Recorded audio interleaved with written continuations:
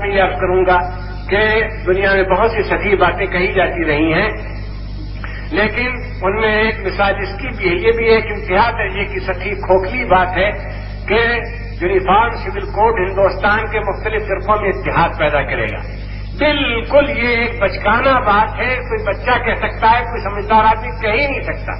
میں نے کہا اور ڈنکے کی چوٹ پر کہا، اور یہ اس وقت بھی ڈنکے کی چوٹ پر کہتا ہوں کہ آپ سب کو معلوم ہے کہ پہلی جنگ عظیم اصل میں برطانیہ، فرانس اور جرمنی کے درمیان ہوئی، اور برطانیہ اور جرمنی اصل اس کے فریق تھے، اور انہی کی وجہ سے جنگ پھیلی اور وہ عالمگیر جنگ ہوئی۔ اور سب کو ہر پڑھے لکھے آدمی کو معلوم ہے کہ برطانوی اور جرمن یہ دونوں کرسچین ہیں، ایک بات۔ دوسری بات یہ کہ جن کو نہیں معلوم ان کو معلوم ہو جانا چاہیے کہ وہ پروٹیسٹنٹ بھی ہیں، یعنی فرانس تو رومن کیتھولک ہے، لیکن اصل لڑائی جرمن اور برطانیہ کے درمیان تھی۔ دونوں کرسچین تھے، دونوں پروٹیسٹنٹ تھے۔ ان کا یونیفارم سول کوڈ، ان کا سول کوڈ بھی ایک ہی تھا اور اب بھی ایک ہے۔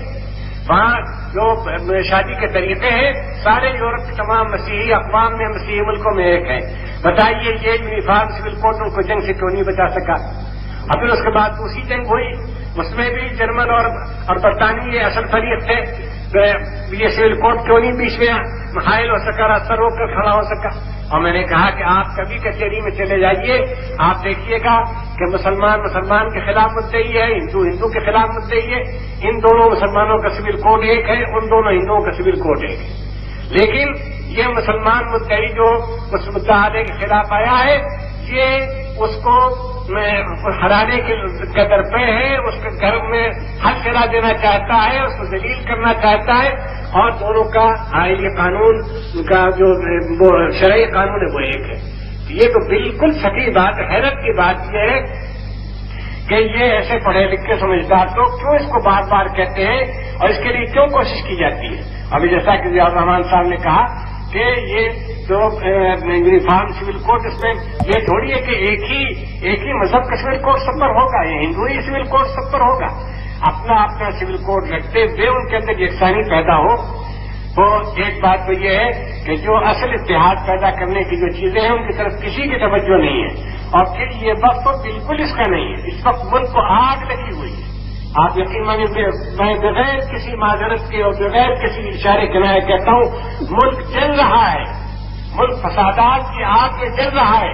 انسان کشی، مردم آزاری اور خونریزی، عصمت ریزی اور لوٹ مار، اس میں ملک بری طرح سے جھلس رہا ہے۔ ملک اخلاقی ابتری کے آخری نقطے پر ہے۔ ہماری پوری سوسائٹی کرپٹ ہو چکی ہے۔ کوئی کام اس وقت شہر کا معمولی کام، گھر کا مکان، آپ کا مکان بنانا چاہے، زمین آپ کی، مٹیریل آپ کا، انجینئر آپ کے، محنت آپ کی، وقت آپ، لیکن آپ کو نقشہ چاہیے، وہ نقشہ پاس نہیں ہوتا۔ کیوں نہیں پاس ہوتا؟ پیسے چاہیے، منشی کرم کرنی چاہیے ان لوگوں کی، اور کوئی شعبہ ایسا نہیں۔ صاف کہتا ہوں اور خیرخواہی کی وجہ سے کہتا ہوں، میں اس کے کسی ودیشی کی زبان میں نہیں کہہ رہا ہوں، میں خالص محب وطن کی زبان میں کہہ رہا ہوں، کوئی شعبہ ہمارے ایڈمنسٹریشن کا ایسا نہیں جس وقت کرپشن سے پاک ہو۔ قدم پر میں نے تو ایک مرتبہ راجیو جی مجھ سے ملنے آگے پرائم منسٹر ہونے سے پہلے، میں جہاں دہلی میں ٹھہرا کرتا ہوں، وہ ارون نہرو جی دونوں آ گئے کہ ملک کے مسائل پر کچھ مجھ سے گفتگو کریں گے۔ کسی نے ان سے مبالغے کے ساتھ کچھ کہہ دیا ہوگا، میں نے کسی پولیٹیکل پارٹی کا آدمی ہوں، نہ لیڈر ہوں، لیکن یہ ان کی وہ حب الوطنی تھی، حقیقت پسندی تھی کہ بھائی ایک پڑھنے لکھنے والے آدمی سے بات کرنی چاہیے۔